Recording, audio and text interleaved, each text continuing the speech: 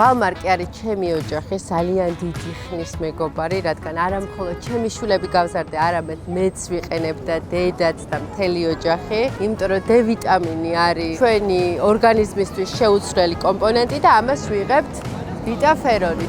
ასევე ვიადერმი შეუცვლელი სილამაზის ელექსირი, რომელიც ზრუნავს როგორც სახისკანზე, თმაზე და ფრჩხილებზე და ამიტომ ყოველთვის გავუწევ რეკომენდაციას.